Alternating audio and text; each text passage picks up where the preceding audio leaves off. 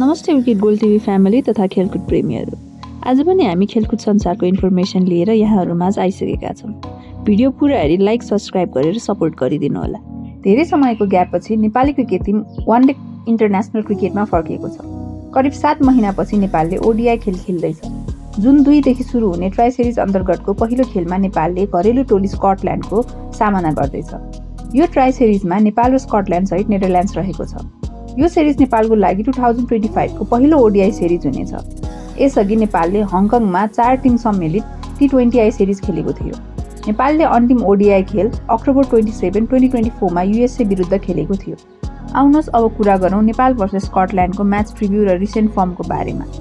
यो सिरिज दुवै टिमको लागि धेरै महत्त्वपूर्ण छ, किनभने आइसिसी CWC लिग 2 को टप 3 मा रहनु दुवै टिमको लक्ष्य रहनेछ।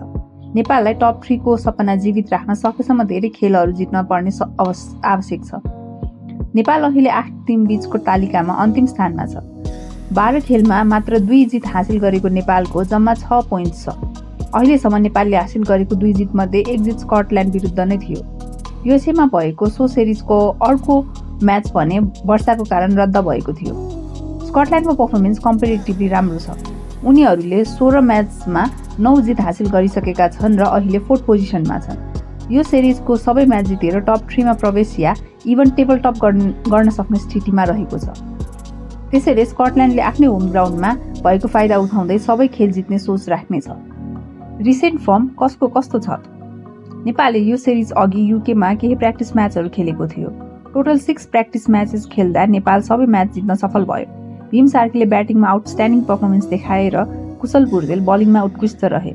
Surprisingly star leg spinner Sandeep लामिछानेले भने कुनै पनि 50 ओभर म्याच खेलेनन्। नेपालले खेलेको 2 वटा T20 म्याचमा भने उनी सामेल थिए। स्कटल्यान्डले पनि नेदरल्यान्ड्समा युएई र नेदरल्यान्ड्ससँग ट्राई सिरिज खेलेको थियो, जहाँ उनीहरूको पर्फर्मेन्स एभरेज रह्यो। 4 खेलमा स्कटल्यान्डले 2 मा जित र 2 मा हार बेहोरेको थियो। सिरिजको अन्तिम म्याचमा स्कटल्यान्डले नेदरल्यान्ड्स विरुद्ध आफ्नो ओडिआई क्रिकेटको सबैभन्दा ठूलो स्कोर 380 बनाएको थियो। त्यो म्याचमा ब्रान्डन र क्याप्टेन रिचीले सेन्चुरी प्रहार गरेका थिए। अब हेड टु हेड रेकर्डको कुरा गरौँ। नेपाल र स्कटल्यान्डले अहिलेसम्म 8 ओडिआई म्याच खेलेका छन्। नेपालले 4 जित हासिल गरेको छ भने स्कटल्यान्डले 3 जित र 1 म्याच नो रिजल्टमा एन्ड भएको थियो। स्कटल्यान्डसँगको सबै खेलमा नेपालले चेज गरेर जितेको छ। स्कटल्यान्ड विरुद्धको लास्ट 5 ओडिआई म्याचमा नेपालले 3 जित हासिल गरेको छ र 1 खेल मात्र पराजित भएको छ। 1 खेल भने वर्षाको कारण क्यान्सल भएको थियो।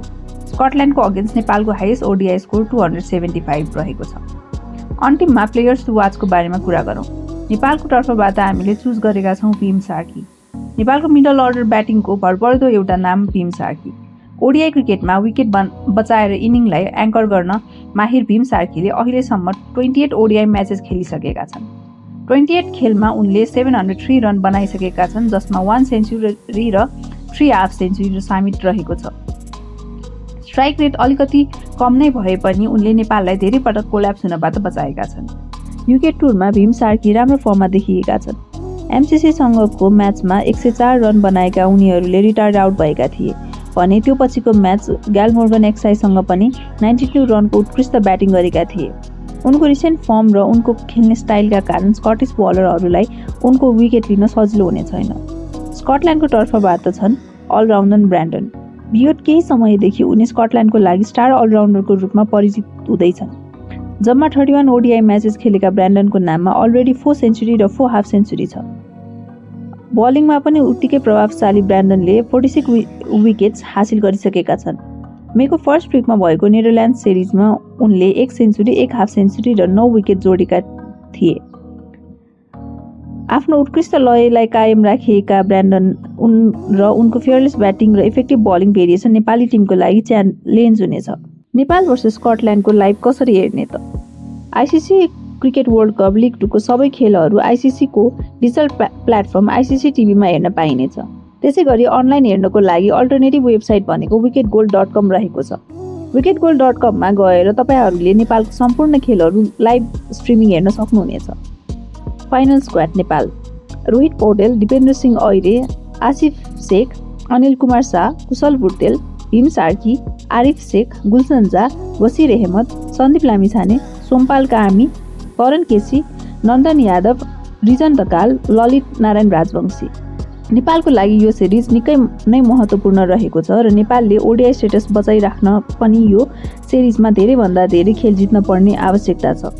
आशा गरौँ कि नेपालले सोचेभन्दा धेरै राम्रो खेल्नेछ र हामी क्रिकेट फ्यान्सहरूलाई खुसी दिनेछ।